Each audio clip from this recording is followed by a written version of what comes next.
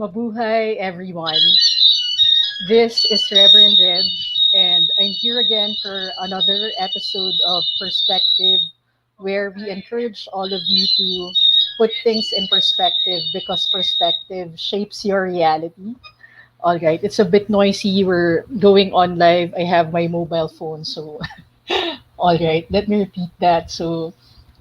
Here's the show where we put things in perspective because your perspective shapes your reality. And every episode, I invite thought leaders, energy healing practitioners, metaphysical practitioners, and we get their perspective in life as to how we can navigate our lives a lot easier. And, for a couple of weeks now, I'm listening to this ancient Egyptian mantra, and I am just so excited and I feel so blessed because a colleague of mine from University of Metaphysics recently finished her practitioner certificate as a Reiki healer for Sekhmet Healing. So before we start and chat with her, let me just give everyone a brief background of my guest. All right. So Jane Evon Bunker is a psychic development life coach, Reiki master, and teacher.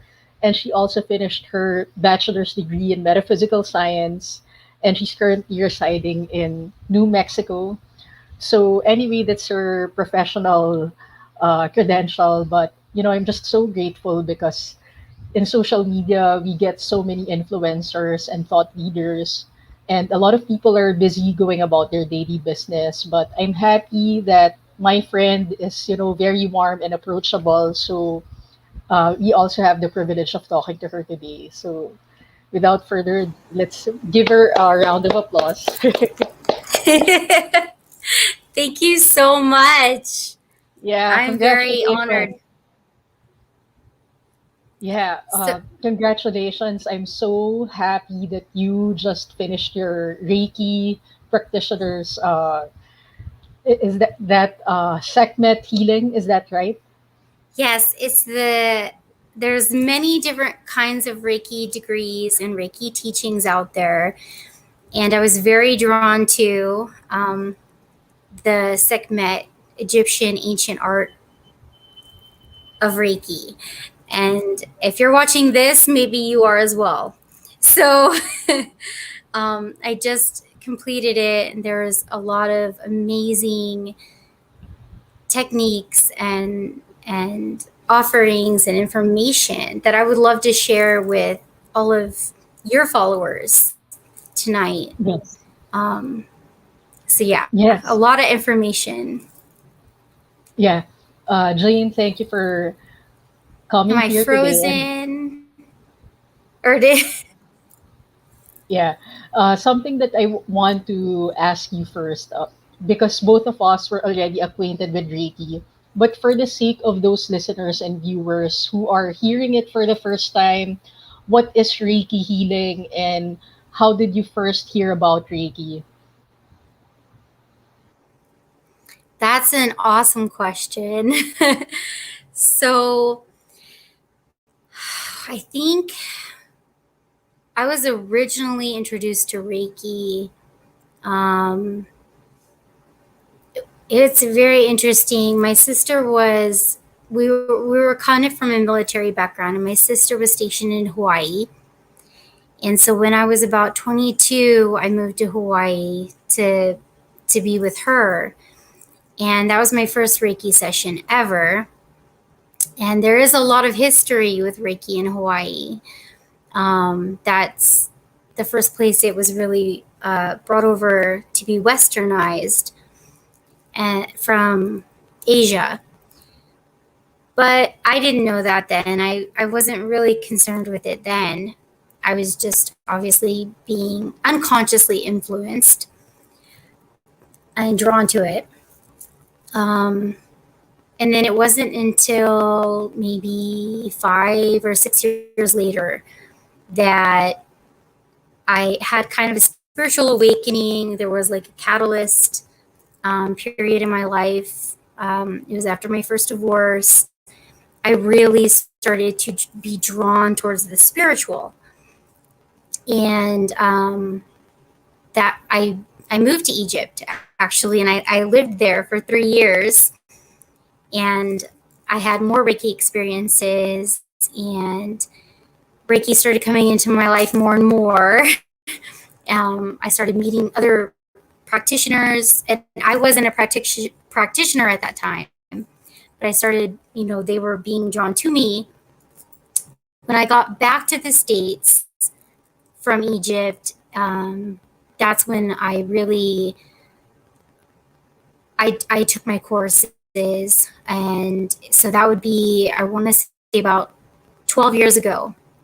I took my Reiki courses, went all the way up to master teacher. So I've been a Reiki master teacher for about 12 years now. Amazing. And since that, I mean, obviously, yeah, it's really changed my life, and I just can't get enough of it. So since then, I've become certified in animal Reiki, crystal Reiki, which is amazing if you love the like I can't think of the word.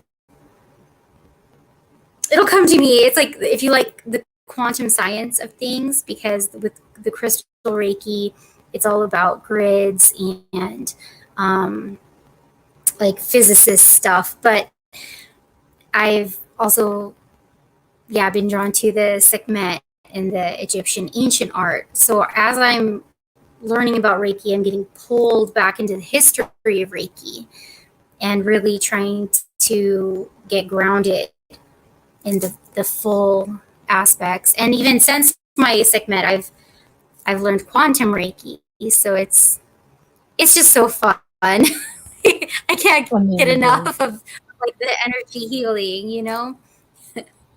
Yes, thank you for sharing So that, that, Jane. And something that I would like to highlight about what you said, especially when we talk about the word quantum, for the sake of my Filipino audience, when we say, let's say, quantum leap, it's a big leap, but essentially it means going back to your essence, the essence of a thing. And we know essentially we are all made up of energy, even though we have this clay suit of a human body. We know that we are made up of energy vibrating at different frequencies. And that's why I think energy healing is important, because we know in metaphysical science that which we call God in religion is just another term for infinite energy in physics. And God being infinite intelligence in theology, for example, or theocentric psychology in our language, we know that this infinite energy that we talk about in physics and this infinite intelligence as one of the qualities of the Almighty God, higher power, when we are able to tune in to that infinite intelligence, whatever issue that we are navigating in our lives, like what you've mentioned earlier, it was a relationship issue with your former husband. And for me, one of my attractions to Reiki back then, I was getting over depression because my longtime girlfriend and I, we broke up, and I It's needed like to healing. I needed to find a way to heal myself. And at the same time, before I studied Reiki healing, I also took psychology classes. And then it was just an expansion of my awareness when I learned Reiki, because I realized I wasn't finite. I wasn't limited by my circumstances at that time. And I think in one way or another, people are looking for ways to expand their understanding of how they are evolving, of how their lives are changing. Because apparently, for fundamentalist religion, it's not really explained to us why there are shifting cycles in our lives. Yeah. And both of us have an appreciation for it because we both studied metaphysical science. But for a person who just goes to college with their technical training, and then things happen after college, getting work, having kids, starting a family, and then like you were pulled out of your comfort zone, I'm sure, when that happened, and Yes. you were looking for answers. Yes. I was So lost and empty. I was like, this is not what life is about. There has to be more. And I went back to my core, at that point.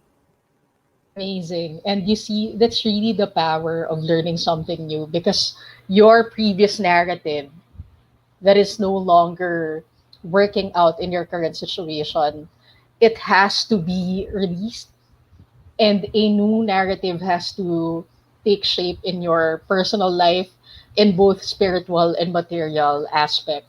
So, Jane, please tell us more about it. I'm sure there was a very different narrative before you studied Reiki. And how did you change your narrative after that Reiki class that you first took? Oh wow. Yeah, I was you hit the nail on the head. Your intuition is very strong. It was a different narrative. I was living more of societal conditioning, and I was like, well, my whole idea of my life purpose was to I just wanted to find the right person. I just wanted to settle down and have kids. I just wanted to be the perfect housewife. Like that was what I thought I really wanted. And I had all that, I got that, and it was nothing of what. That's when I realized. That's when my awakening process was like, I'm more than this. I mean, I could do that, but I was more than that. There wasn't just that. So I mean, kudos to all the wonderful families out there and housewives and everything. That is a huge purpose. But for me, I was like, there is something else. There is something else. And I didn't realize it till I reached that point of where I thought I had everything I wanted. So then all my energy started, it was really quite crazy because with Reiki, it has a consciousness of its own. It heals where it needs to heal. It heals on the spiritual levels, the emotional and the physical levels, all of that on its own. It goes where it's needed. It's almost like a cup, if you can imagine a cup that's like half full, and then the Reiki just goes in and it fills it and overflows, and it does whatever it needs to. So I would like to say my evolutionary process, it started going much quicker at that point. I started getting more awarenesses and more aha moments and more spiritual awakenings and more signs and synchronicities that I probably wouldn't have had if I didn't have that Reiki, flowing in my life. Mhm.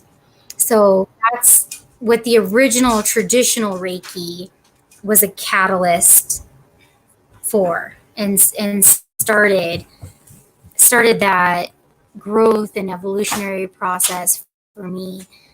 Um, and it's really amazing because it wasn't traumatic. A lot of it's weird because with Reiki energy, it it can shift things in your life and it makes you aware of stuff, but you're in like this soft, I don't know if you've experienced, but yeah, it's like a soft, nurturing boat and you're just floating on this sea, right? And it just Yeah. carries you. And so it's not, if you're going against the flow, if you're not within your frequency and your energy, then things can go a lot traumatically and different, and drama can happen. But with Reiki, when you're in that zone and you're channeling that healing energy, it really like guides you.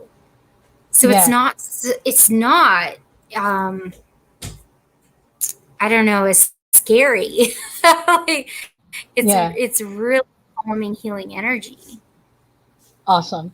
Jane, thank you so much for sharing that. And I just want to highlight for our viewers, because I realize that for both of us, we don't really have a difficulty defining spirituality. But for some people, especially for my viewers, the ones who are just freshly following my page perspective, a lot of them ask me, how is spirituality different from religion? And I have my own answer to this, but I'd like to ask for your opinion. What to you is spirituality? I want to give you the floor, and I'll also give mine for the sake of the viewers. So when you ask, like, what is my spirituality, your what is my perspective, Yeah, how or do you what is my define background? spirituality? How do you define it for yourself? And why is it important to you to have a perspective about spirituality and how your life is evolving? Because for some people, the narrative is life is about suffering. So to them, the concept of evolution is totally foreign to them. And for some people, they don't like that. uh, for some people, it's off-putting when you talk about spirituality, because to them, if you don't belong to a particular religion, then you don't believe in God. But we both know that's not the case. So True. please shine the light on that, and we'd like to hear your perspective. Okay. So my my parents were raised very strict Catholic. My upbringing, I was raised non-denominational Christian, very strong within the church, very spiritual, religious.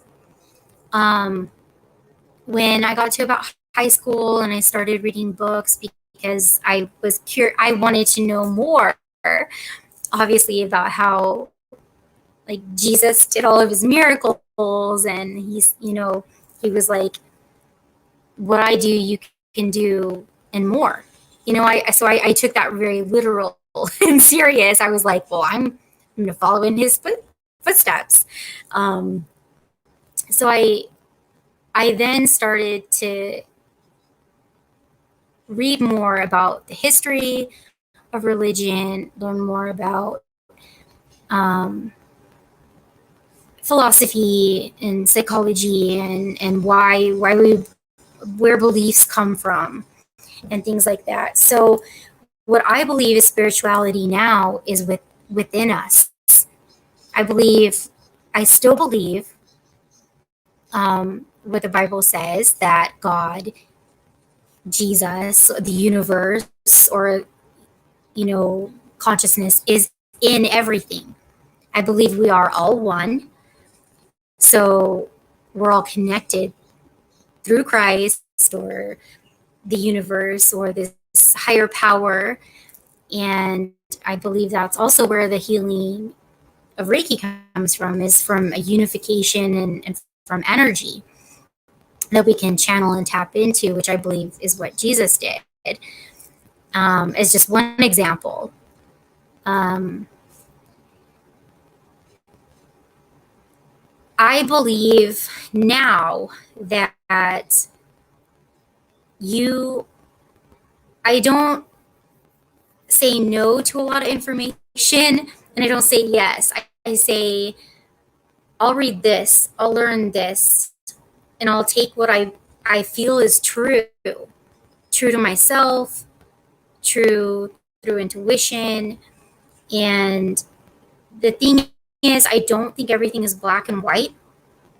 So I feel like there's a lot of truth out there.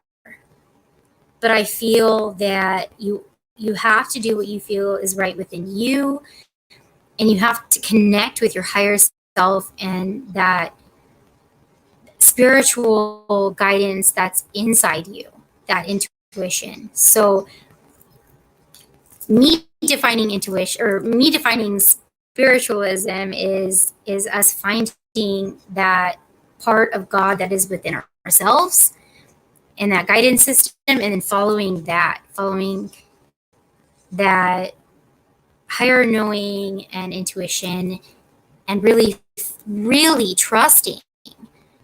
Because I feel like a lot of people are being guided, but they don't trust that they actually have that spiritual being inside of them that's guiding them.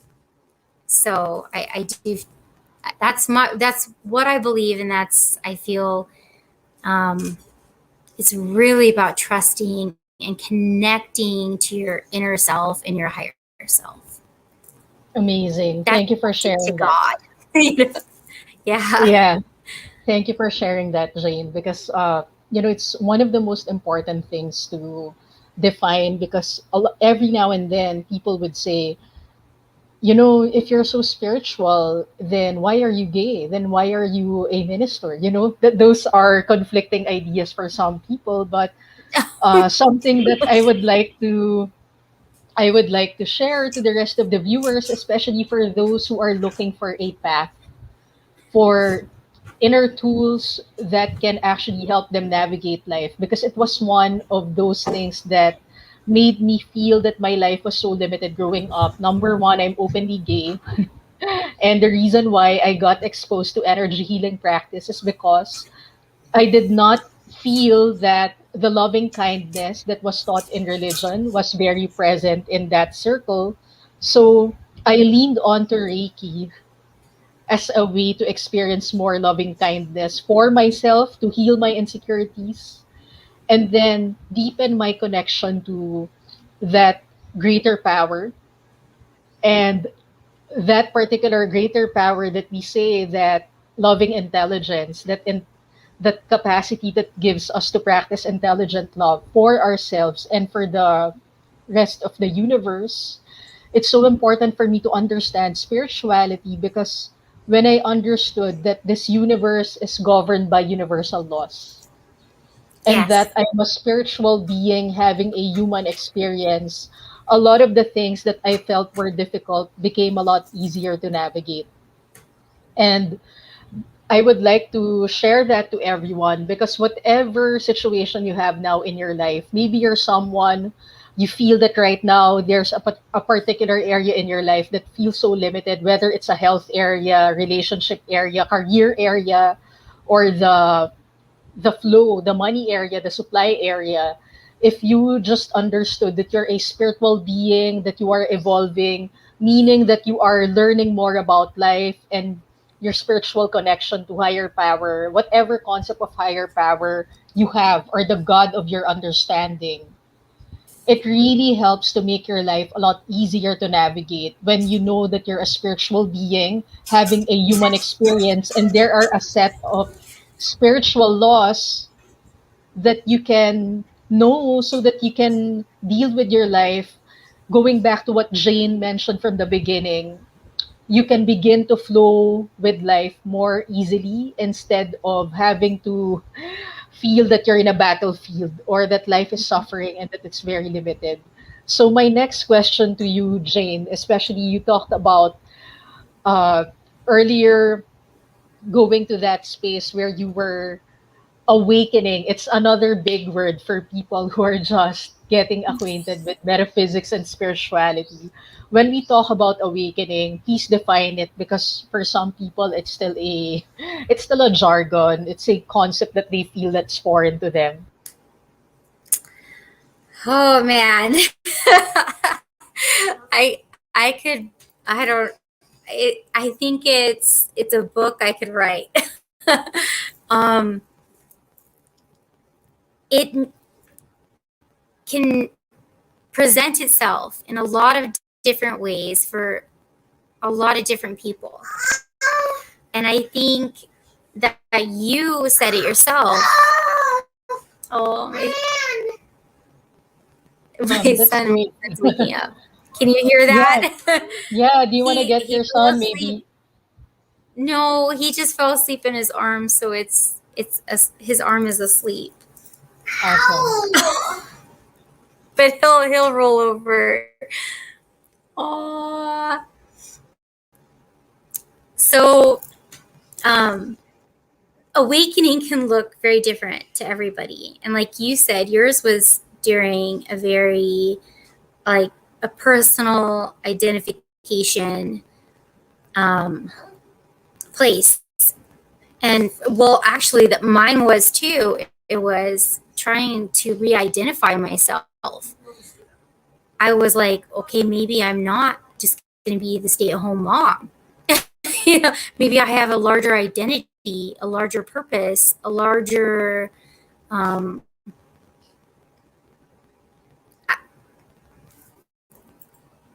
soul path. And I mean, I was always aware of energy, and from my upbringing, it was very spiritual. So when I had the home life and it wasn't feeding my spirit, that's when it was an awakening period. So I feel like when people are not being feeling a purpose, being fulfilled, and they feel empty. So that could come at any time. That could Hmm. be during an illness, a tragedy, family loss. Anything could be a catalyst to wake you up to the fact that there's still something missing. You could, I know people say it when they're like millionaires, they're like, well, you could have all the money in the world and not be satisfied. And it's true, right? Like many of them start their spiritual journey after they've reached everything that they thought they wanted. And it's because money doesn't solve everything. And then they start looking beyond that. And so we hear this all the time in the books that we read or the TV shows that we watch. And everybody's searching for this greater purpose. And it's really, they're searching for their own inner life purpose. That is what I feel. So it can show itself in many different ways. Amazing. Thank you for sharing that, Jane. And for the Filipino viewers, something that I would like to simplify for, because there's this psychology that runs in our heads. English is our second language here in the Philippines, and the concept of awakening for me and some of my co-Filipinos, it's just something that we are beginning to open our awareness to, because we were colonized by Spain for over 300 years. And for over 300 years, we were under one religion, and that was Catholicism. So about 70% of our of us in population are still Catholics. And something that I would like to simplify for those viewers. So you see, when you have a particular belief system in religion, and the way they explain God and what's appropriate, what's not appropriate, you basically live your life based on that particular set of standards, particular set of rules. And most often than not, we all would like to live up to that expectation of what's right, of what's moral. And if we fall short of those expectations, normally we beat ourselves up for those moments where we don't feel that we are in integrity with the set of standards that a particular doctrine has taught us to live by. And the moment that we are not living to that set of doctrine, then we feel insignificant, we feel small, we feel that we are unworthy. Because apparently, we both know, Jane, that whatever narrative, whatever we say constantly to ourselves, not just outward, but the inner dialogue, Mm-hmm. what you constantly tell yourself, that's what you're going to vibrate at.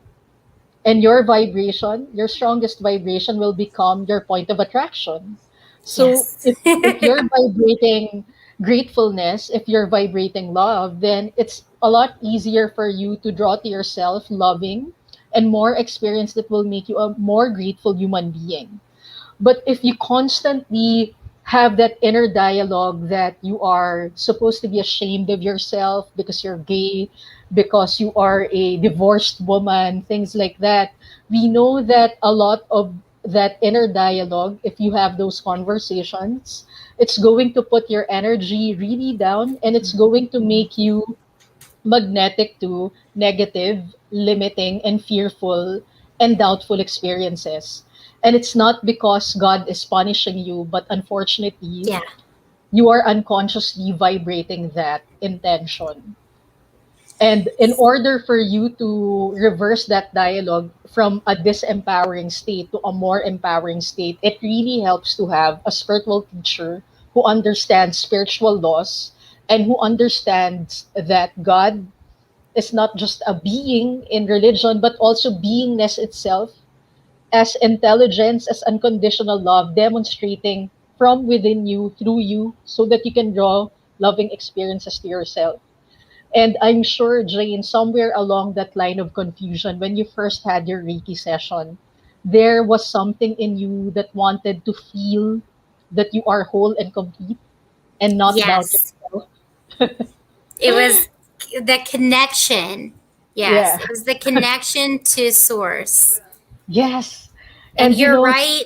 It's self sabotage when we beat ourselves up. You're absolutely right. yeah, thank you, It's Jane. And unconscious.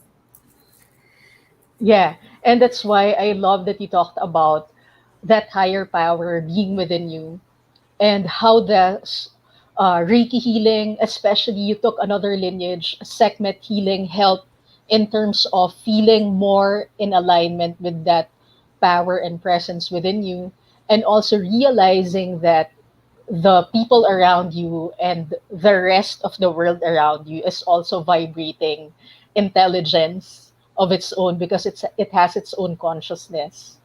Please explain how Reiki and Sekhmet healing can actually help us tune in and tap into that intelligence. Okay. This is the fun part.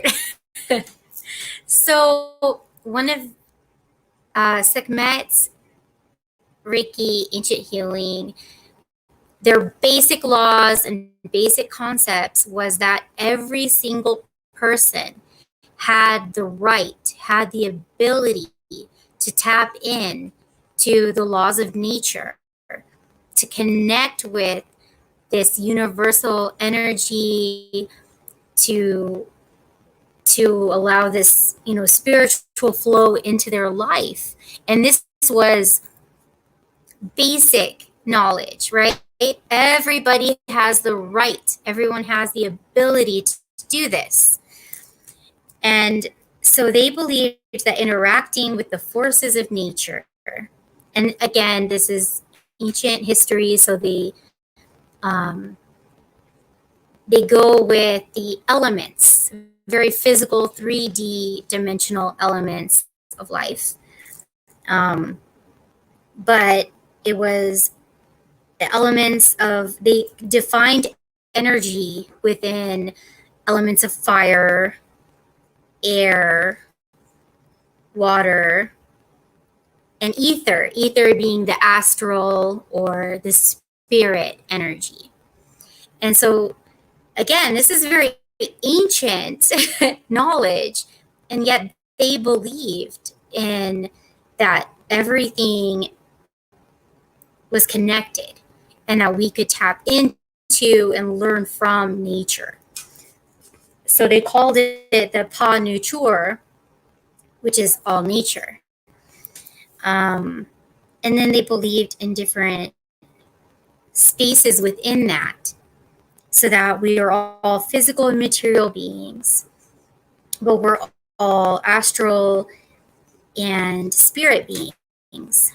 And then they believed in a cosmic consciousness, so that there was a cosmic, all knowing, you know, God or spirit, a divine source that was leading us. And then there was like a quantum realm that we're all one and we're all connected. And this was the very basic laws of Sekhmet's ancient Egyptian healing. So I don't know. Do you have any any ideas or questions about that? What do you feel about us connecting with our environment? Well, for me, Jane, first I want to thank you for sharing that information about how you describe the 3D, the third dimension, the physical aspect, like my water bottle. It's physical, it's tangible, I can hold it. And then there's that astral plane, there's that spiritual level. And I would just like to emphasize that, for example, in my metaphysical circle, I always remind everyone we're not only blessed in terms of the material blessings that we have, but we are also blessed spiritually. We have been blessed with the capacity to think, capacity to feel, capacity to acknowledge what are the ideas that are coming up to us that can help us be more creative, turn that creativity into something that will help us create a life that we want by design. And with God's blessing and favor, we can actually draw to ourselves the kind of life that we would like to live, which includes peace of mind, perfect health, happiness, and fulfillment in terms of the material aspect. And something that I want to go back to that Jane mentioned earlier, a person can be a millionaire, but sometimes it doesn't appear as a blessing, as a material blessing. It appears for them as a spiritual lesson of connection to God, higher power, source, whatever God of understanding a person has. Sometimes it becomes a lesson to them because, unfortunately, not all of us had that perspective in the beginning that the source of our supply is God or spirit, whatever that means for you. So when problems happen in our lives, I really think it's a wake up call for us to be more grateful that the reason why we have anything in our lives, whether it's creativity, peace of mind, joy, all those things come from source, God, higher power, whatever that is for you. And the moment that you feel out of alignment with it, that's the time you are your attention is being called by the universe to be in alignment with source so that you can go back to your natural state of being, which is peace, love, and joy. And just like you, Jane, I also am part of a non-denominational Christian community in the States. So even if my church is all the way in Palm Springs, California, I feel so Yeah. much I feel so connected to Yeah. source, to infinite intelligence. And even if they're all the way in California and I'm all the way here in the Philippines, because I feel amazing spiritual fulfillment connecting with them, it's a lot easier for me to navigate life. But just like what you've mentioned, this Sekhmet healing, this Reiki healing will also do the same. And for those people who actually want to go through that experience with you, what can they expect? How can this elevate their quality of life? First, for their personal life. Well, As I said before, Reiki, it, when you allow that healing in, it just kind of starts to guide. It has a consciousness that's um, connected to your higher self, and really connected to the oneness. So it starts to really guide you in the direction of your higher calling, your life purpose, your destiny. Um, like I said, you might not even be aware of what that is. And because you are connected to that or that healing experience, it automatically starts to direct you into the right people, the right environment, the right atmosphere. And specifically, Sekhmet, Egyptian Reiki, her archetype is all about um, healing and about destroying the old to create the new. So she's very much about purification and detoxification. So if you need deep healing and cleansing, um, that's where the Egyptian art of healing is going to come into play. She's known for, I know, and this is crazy because it's happening right now with COVID, but she's known for like curing and healing epidemics, like large healings on a Wow. grand scale.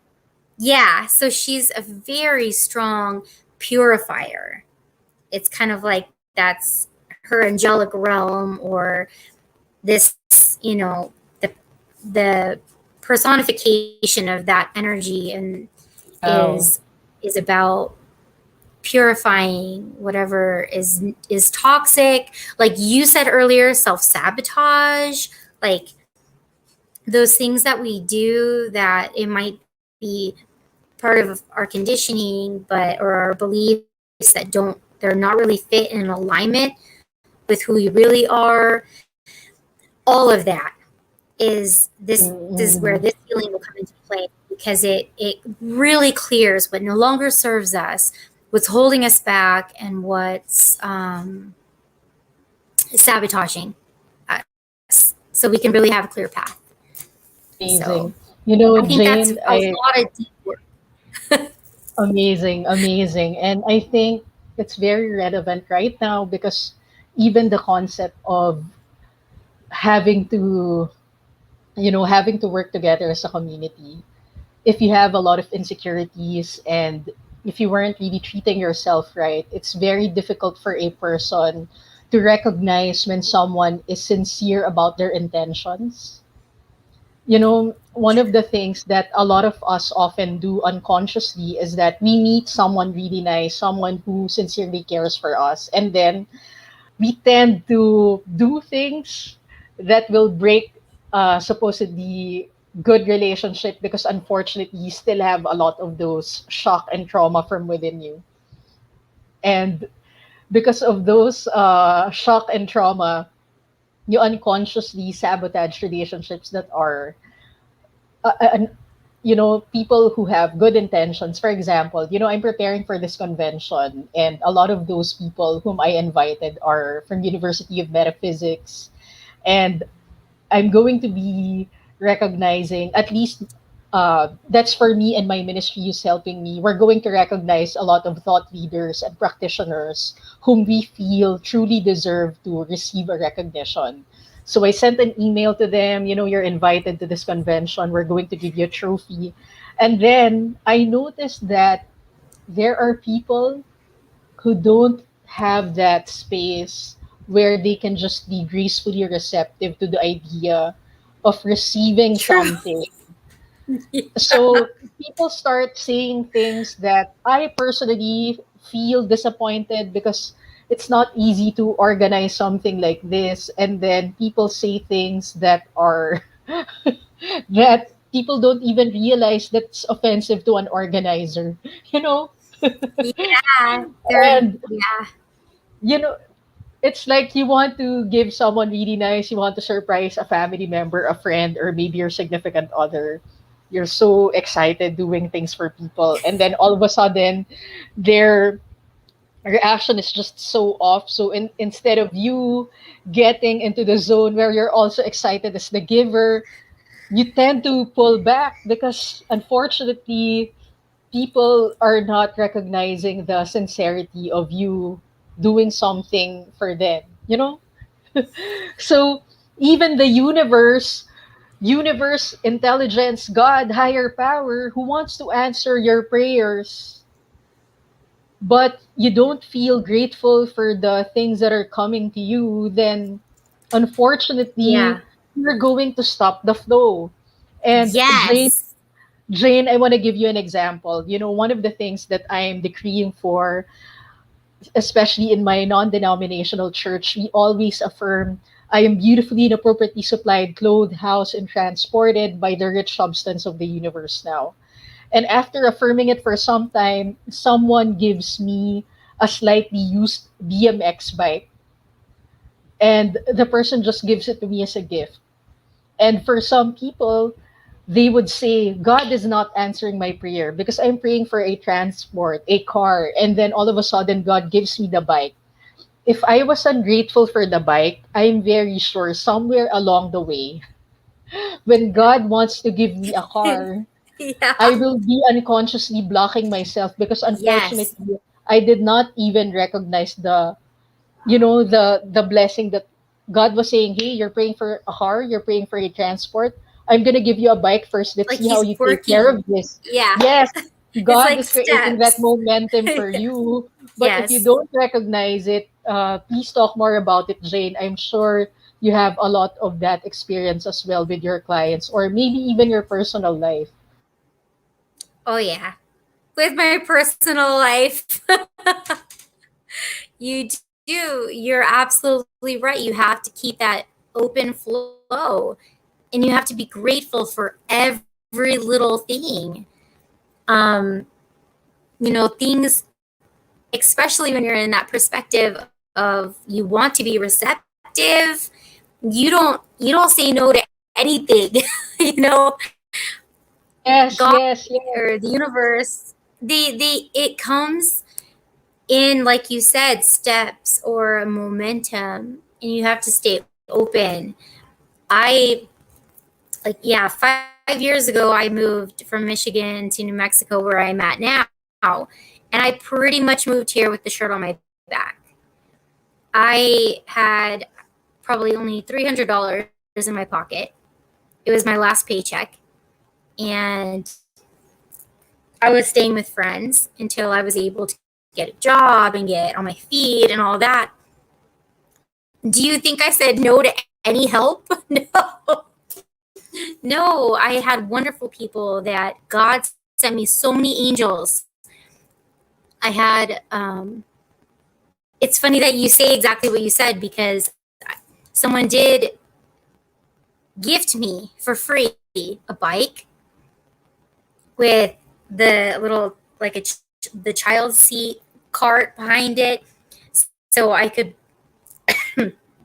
bike to work, which at that time was a volunteer job, but then I got hired on full time and was getting paid. So, I went through the steps. And if I would have just given up or said no or didn't see the opportunities that path would have taken me to where I'm at now, then I wouldn't be here now. So it's amazing, but you have to be grateful and, like you said, open, because it can come in any way, shape, or form. And Mm-hmm. you have to be the one to say yes to yourself. You have to show that you're willing to walk through the door. It's that old Mm-hmm. saying, that God helps those who helps themselves is so true. It's harsh, but it's true. It's like God can help you all day long, but if you want to lay on the sidewalk, nothing's going to happen for you. But if God opens the door and you can walk through it, well, then you're going to go somewhere. You know, you have to be able to say yes. Amazing. Thank you for sharing that, Jane. And the reason why I brought it up, honestly, I was attracted to metaphysics because of practical mysticism and all the truth prosperity classes that I attended. I wasn't just attracted to metaphysics and Sekhmet healing, for example, because another thing that I love about talking about Egypt is that they also have a lot of classes on mystical aspect of prosperity, where they use energy healing to demonstrate the material intentions that they want. So maybe in the past they were intending, let's say, a carriage and a horse, but of course in our generation it's not going to be the thing that we're aiming for. It's the equivalent of a car or a transport. And going back to our bicycle story, so 20 years ago I have this friend, we're both reading the same book by this author, and 20 years ago my friend also was going through an awakening experience. And the first thing that she noticed when she began practicing universal principles, especially the law of tithing, someone noticed that she was just using a bike. And when someone noticed that she was using a bike to work, the older man said, "You know what? Uh, I think I can help you get a secondhand car." So from Aww, that yeah. from that secondhand car, my friend worked in that company. And of course, little by little, my friend was able to purchase the car. And then later on, right now, like 2 years ago, you were talking about this, that from that bike 20 years ago, my friend is now driving a better car and a luxury car. So you see, Yeah. and that's why I love that you talked about taking the steps, because a lot of people think that okay, it's metaphysics, so we're supposed to, like, in a snap of a finger the car's supposed to be there because I put it in my head and it's supposed to be there. So please explain more about our concept of manifesting, especially when we talk about metaphysics. Well, I think so. This doesn't have to do with Reiki per se, um, but my belief on manifestation is you have to have 100% desire and 100% belief. And so it's those two concepts that really get you where you want to go. And most of us go through the steps because we're building our belief of what our self-worth is, or what we think we're entitled. Like we don't just automatically change our perceptions of who we are in a day. It can happen, and that's when miracles happen, or some things, but it's a very rare. Most of us evolve, and it's a step-by-step process, or it takes time. But I feel like somebody, imagine, has 10% desire, like say, oh, I want to lose 50 pounds. Well, I believe that I can lose 50 pounds. I know it's conceptually possible, but I just don't have any desire, or 10% desire, to get off the couch, right? It's not going to happen immediately. It's going to take time. I have to build my desire. My desire to lose weight has to be just as strong as my belief. Amazing. And and when somebody has 100% desire and 100% belief, then it can happen quick. So it has to be balanced, the desire and belief. But then the other end of the spectrum is, say I do have the desire to have this mansion, this new car, this wonderful job. I desire it in my life, but subconsciously I don't believe that I'm worthy of that. You have to work on your self-worth. You have to work on your belief system, your self-sabotage, and your conditioning. Because you have 10% belief, you have a great desire, but you have no belief in yourself, then again, it's not going to happen. It's going to be a step-by-step process. So again, when your desire and belief are 100%, that's when miracles happen, and you can obtain that job, that car, that house much quicker. But you have to be in alignment, right? It has to be Thank you for sharing that, Jane. that's It's such my a belief on powerful manifestation. It's a powerful thing to share. And a lot of people simply don't get it because another thing that I want you to discuss, in our school of thought, since both of us come from non denominational ministries, at least for me, I decided about 7 years ago that this was going to be my path. And for some people, they feel that when you have a desire, then that's rooted from evil. That you're not supposed to desire anything. Yeah, then yeah, they don't So deserve. yeah, and that We when you desire something, then that's just pure evil. Especially me, I'm very straightforward. One of the things that I have been trying to get across my audience is that, if you're coming from the LGBTQ plus community, a lot of people in the LGBTQ plus community unconsciously get into unhealthy relationships because they don't really believe that it is God's desire for them to have a loving partner, even if it's the same sex. So that particular their desire to have a sexual intimate partner or loving partner is not at par with their belief that they're worthy of it. And that's why they create conflict in their lives unnecessarily.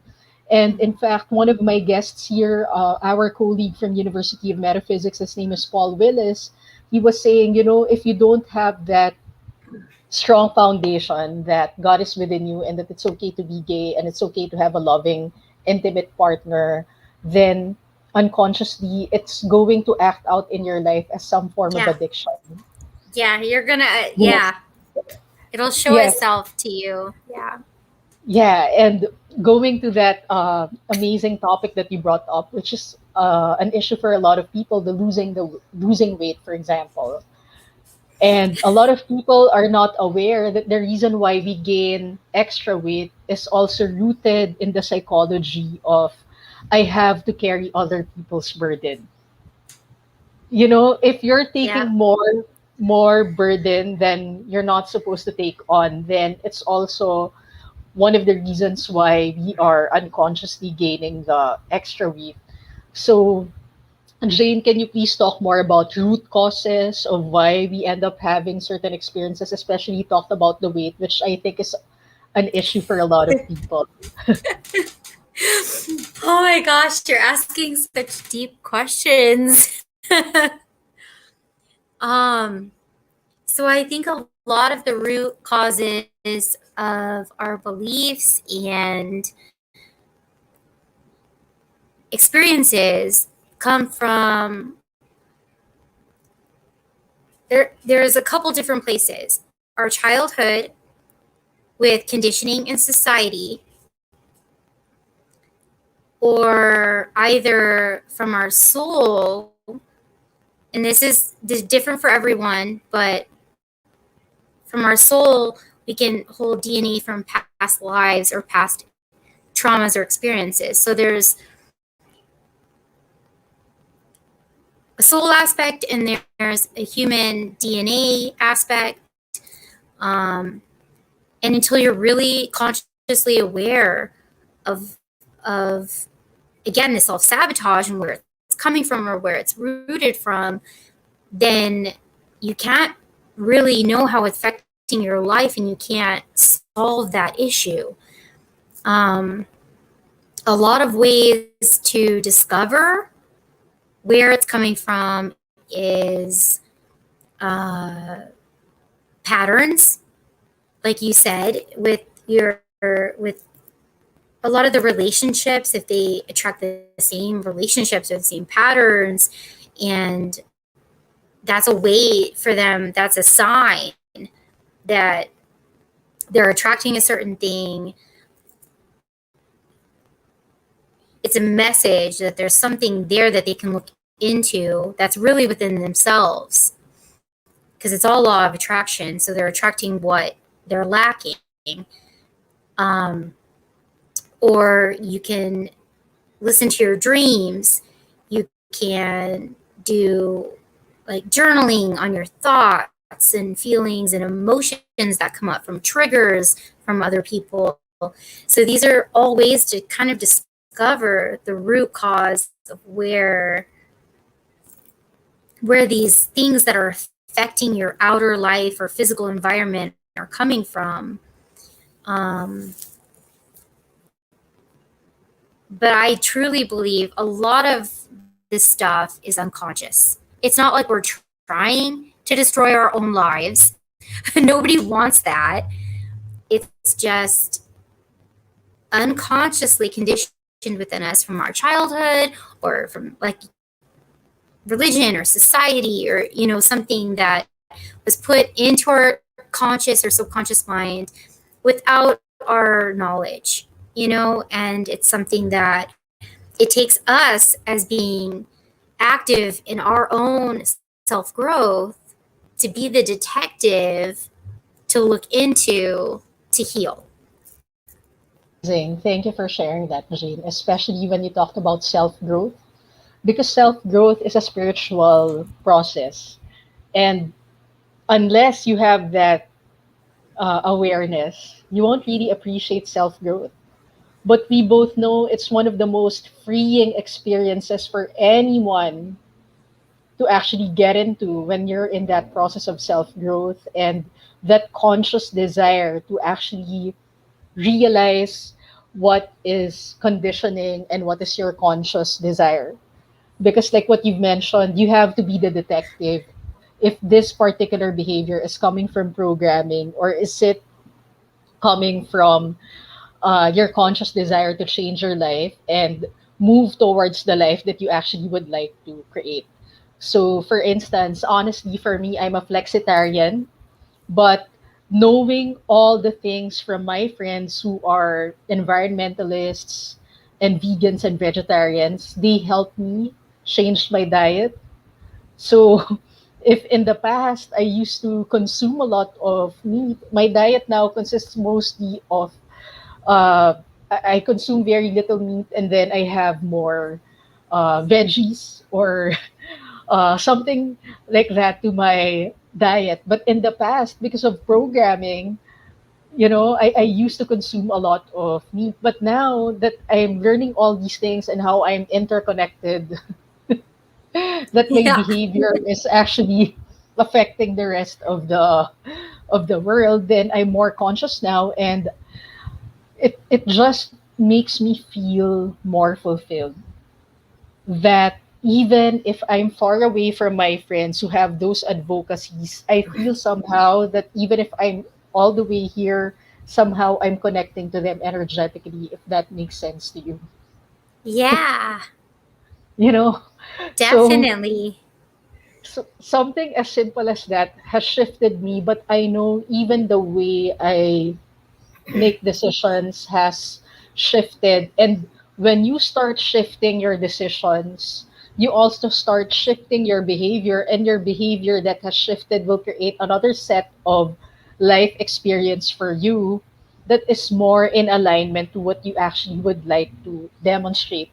You don't feel separate from the car, you don't feel separate from the career that you want. You know what I'm talking about? Because you're already living the frequency of what you would like to experience little Yeah. by little by little. It's not like, hey, you know what, today this is what I've decided to do, and then even if it's so far fetched right now, I'm going to just go there, because we know that behavioral change, in as much as we would like that it would be in a snap of a finger, somehow there are certain conditions that will not allow for you to make that dynamic leap. You have to clear. Yeah, Sometimes you have to clear the old and get rid of the obstacles. And maybe it is like you said, it's right there, but you have to release some stuff to make space. amazing. And I want to go back to Sekhmet healing because both of us know any form of healing that will be ultimately effective, it will have to clear previous programmings, conditions that no longer are supportive of the life that is evolving through you. And maybe because you are so open and receptive, the divine energy, this intelligence is trying to express something that's going to be a catalyst for the world to shift some of its collective behavior. So please relate what we talked about, releasing old programmings into Sekhmet healing, especially collectively now. We're experiencing a dynamic shift. Yeah, considering Sekhmet Reiki in particular has to do with clearing like epidemics and pandemics and sometimes destruction of the old ways to clear a path. That's definitely what we're going through right now, I think, as humanity. I mean, it's not even cultural, it's all of humanity worldwide right now. We're kind of going through a cleansing process. And I know a lot of people can look at it from a negative perspective.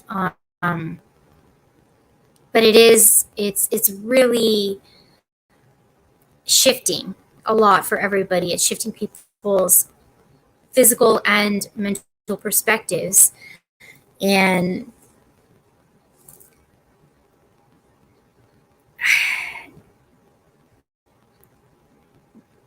Reiki, it's interesting that I came up, or this was presented at this time in my life.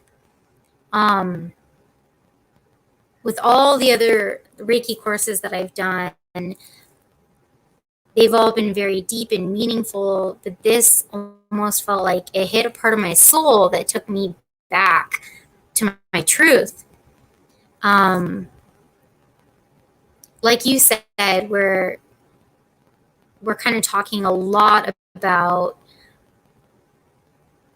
clearing old beliefs and conditionings and self sabotage. Like, I didn't even think that was going to come up today, but it did. So,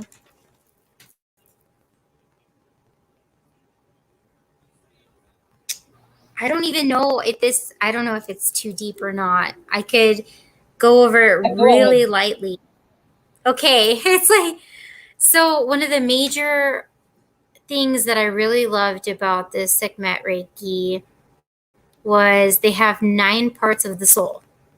So these Mhm. are like different aspects that we really need to learn about and become aware of within ourselves to really integrate and heal. So the first 5 being kind of like physical aspects of ourselves, and the last 4 being very like soul bound or spiritual aspects of ourselves. And now most of us, we don't even see ourselves as different aspects. We're just like, okay, we're like human, or we're 2 aspects. We're like physical body, and spiritual body or something. But with the ancient Egyptian healing, they believe that oh gosh, and this is like, I don't know, this resonates with me because it's very like psychological. And I'm very Go ahead. into finding aspects of the psyche and healing different aspects of thought. That's really how I felt I've healed myself. So this is really cool. But I wish I had like a board to write stuff on for you guys. Okay, so they have the hot, which is the physical body. Mm-hmm. The Ka, which is what they call the double or the thinking body. So within our body, we have the brain and the mind that's constantly going. And all of these aspects, all of these 9 aspects of ourselves, we have to eventually learn to integrate. So if you can Mm-hmm. imagine, that's quite an evolutionary process. Like Yeah. to balance out all of these. Um, then they have the kabit, which is like the shadow self. If you've ever heard of like shadow work or working Mm-hmm. with the self sabotage, like you mentioned, um, that's like closer to the feeling body or the emotional body. So that's the Mm-hmm. third aspect. Um, then they move to the ab, which is the heart. Again, that's still very, I would say, feeling or emotional body, but they separate the two into where this is more of the karmic body. So Mm-hmm. whatever karma is from past lives, like your heart is very deeply connected and rooted to the soul, right? It Wow. can be connected to past lives, and you're dealing with those aspects. And then the ba, which is just the soul, the complete soul in general. The akhu, which is the shining soul or magical body. When I think of the haku, it's more like astral projection, dreams, like, that part of your conscious mind that's able to flow through different dimensions in the dream realm, or astrally project in some aspect. That's that part of you, which is still connected, they say, to, oh no, that's, so then now we're getting into the psyche. So now we're not into the Mm-hmm. physical aspects anymore. Then they have the Ren, which is just kind of like your higher self. That's Mm-hmm. the one that helps direct you in life, and it moves through the aku and helps the physical. The Sekhem, which is very close to the Sekhmet energy of healing, but it's life energy. Again, that's all the psyche and the spiritual body. Then the Sahu, that's like the higher self connected to the oneness or complete consciousness. So I don't know that. Well, that's why I was looking at my notes, because I don't know all the names that they have from ancient Egyptian memorized, but I know the concepts of like, okay, we have the thinking body, we have the emotional body, we have the astral body, and all of the psyche involved, and then the spiritual realms. These are all like almost part of our beings that are connected to a multi-dimensional um, and higher aspect, I feel, which is connected to God and God within us.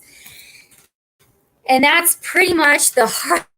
Like, I'm giving you too much information for free, but that's pretty much the concept of the ancient Egyptian, basically like psychological healing process, is that you have to integrate all these levels within yourself to be fully embodied, and they live separately within themselves. They're all separate, like energy frequencies, but to have them all in alignment is where spirit lives through you into your highest purpose, your highest destiny, is when everything is in alignment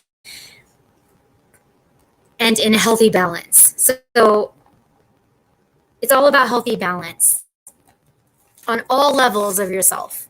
And that's really what Sekhmet Reiki is all about.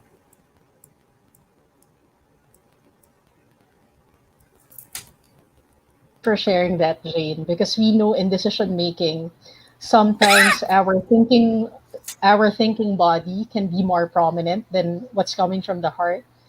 And I'm also actually part of I volunteer for the Heart Math Institute in terms of recording data for that's from the heart, where I don't know how it is with Sekhmet, but we just know from heart math that, like what you said, all these nine bodies have to be fully integrated. And heart math also is saying that we have to be fully integrated. The heart, the brain has to connect together so that you feel in integrity with who you really are. And we know that if you are in integrity with who you really are, it's a lot easier to live your life in emotionally satisfying and soul fulfilling ways. So, Jane, thank you so much for your time, and we learned so much.